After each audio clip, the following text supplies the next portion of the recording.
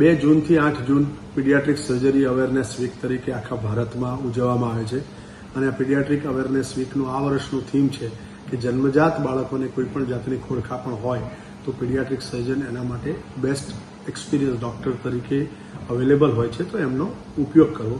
આ જ વીક દરમિયાન એક 9 માસનું બાળક મોહમ્મદ યુસુફ માંગરોળ ગામનું અચાનક એને ખાંસી અને તાવ આવવા માંડ્યો. લોકલ હોસ્પિટલમાં લઈ ગયા, 2 દિવસ ઇન્જેક્શનો આપ્યા પણ કોઈ સુધારો ન થતા એને જુનાગઢ લઈ ગયા. ત્યાં એક્સરે પાડ્યો તો એવું લાગ્યું કે એના ફેફસામાં કંઈક ફસાયું છે.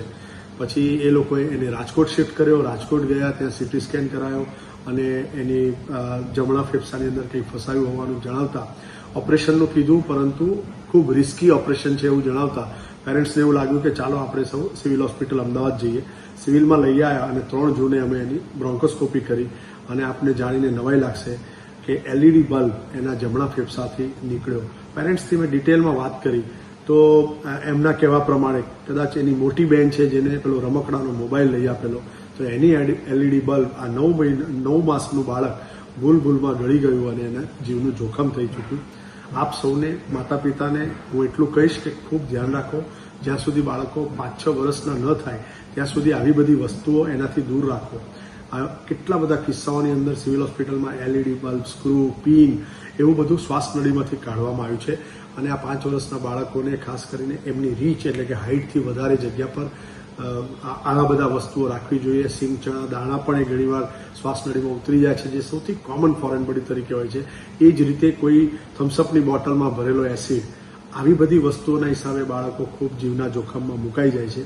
આપ સૌને મારી નમ્ર વિનંતી છે કે ખૂબ ધ્યાન રાખો આપના બાળકનું, અને આવું કંઈ પણ થાય સિવિલ હોસ્પિટલ આપના માટે સદૈવ તૈયાર છે.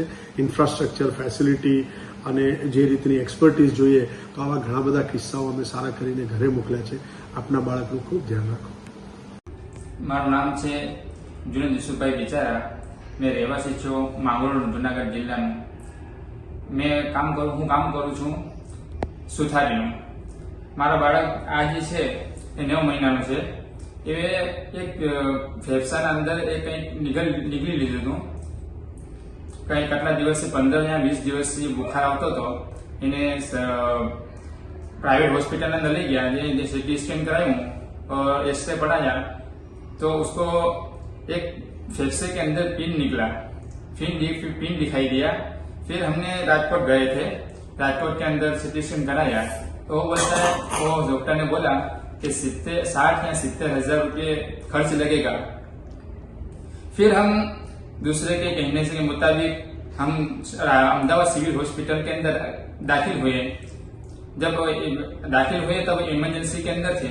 इमरजेंसी के अंदर डॉक्टर राकेश जोशी ने तुरंत अपने पास आए और जल्दी से ऑपरेशन किया.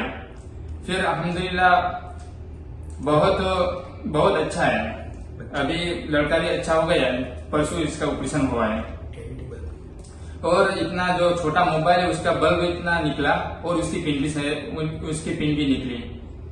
और मैं डॉक्टर अहमदाबाद सिविल हॉस्पिटल के सब डॉक्टरों को अभिनंदन करता हूँ और खूब आभार है.